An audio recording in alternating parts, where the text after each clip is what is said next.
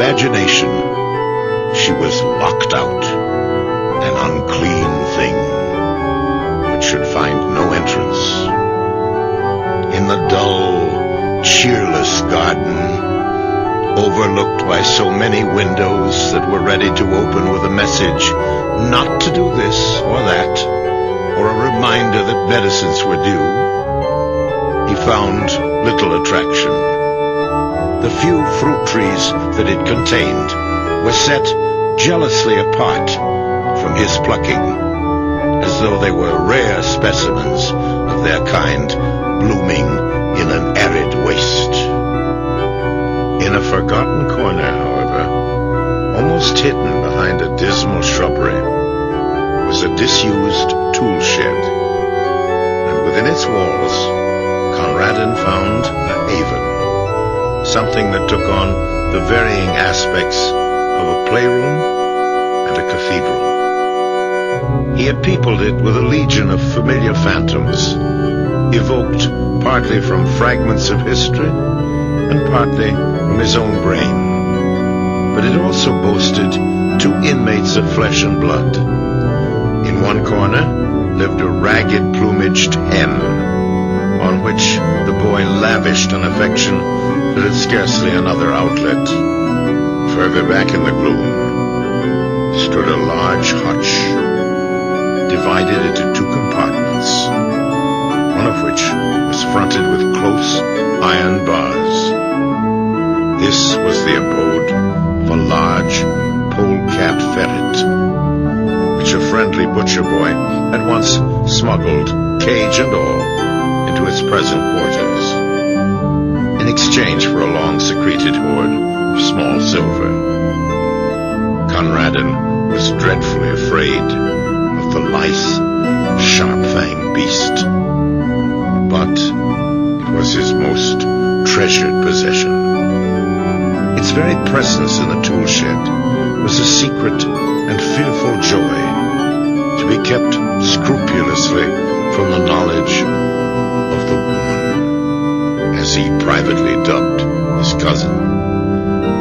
And one day, out of heaven knows what material, he spun the beast a wonderful name. And from that moment, it grew into a god and a religion. The woman indulged in religion once a week at a church nearby, and took Conradin with her. But to him the church service was an alien rite. Every Thursday, in the dim and musty silence of the tool shed, he worshipped with mystic and elaborate ceremonial before the wooden hutch where dwelt Sredni Vashtar, the great ferret. Red flowers in their season and scarlet berries in the winter-time were offered at his shrine, for he was a god who laid some special stress on the fierce, impatient side of things. And on great festivals, powdered nutmeg was strewn in front of his hutch, an important feature of the offering being that the nutmeg had to be stolen. These festivals were at irregular occurrences, and were chiefly appointed to celebrate some passing event. On one occasion, when Mrs. de Rupp suffered from acute toothache for 3 days, Conradin kept up the festival during the entire 3 days, and almost succeeded in persuading himself that Sredni Vashtar was personally responsible for the toothache. If the malady had lasted for another day, the supply of nutmeg would have given out. After a while, Conradin's absorption in the tool shed began to attract the notice of his guardian. It is not good for him to be pottering down there in all weathers, she promptly decided, And at breakfast one morning, she announced that the hen had been sold and taken away overnight.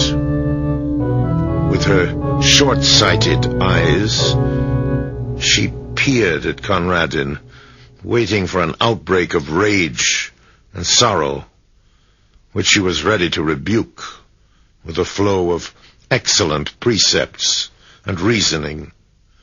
But Conradin said nothing. There was nothing to be said. Something perhaps in the white set face gave her a momentary qualm. For at tea that afternoon there was toast on the table, a delicacy which she usually banned on the ground that it was bad for him. "I thought you liked toast," she exclaimed, with an injured air, observing that he did not touch it. "Sometimes," said Conradin.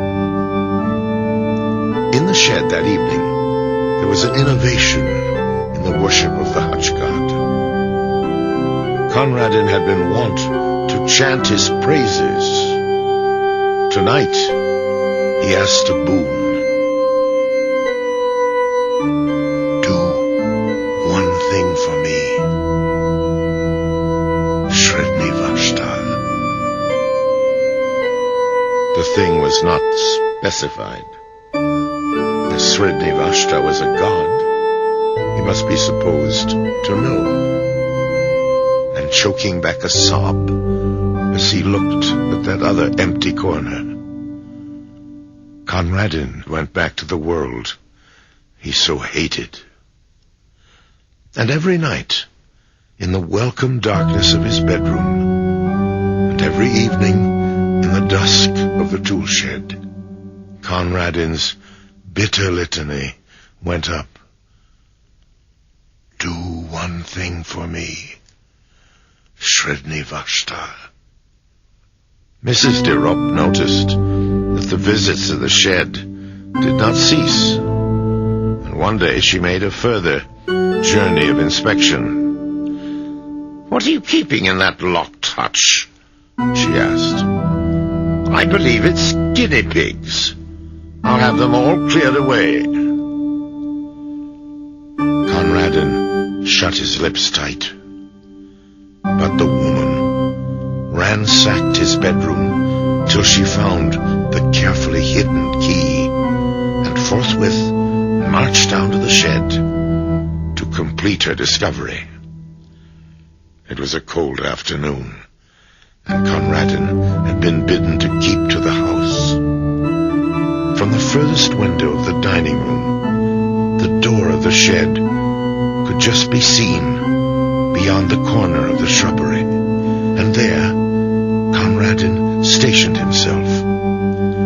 He saw the woman enter, and then he imagined her opening the door of the sacred hutch and peering down with her short-sighted eyes into the thick straw bed where his god lay hidden. Perhaps she would prod at the straw in her clumsy impatience, and Conradin fervently breathed his prayer for the last time. But he knew, as he prayed, that he did not believe.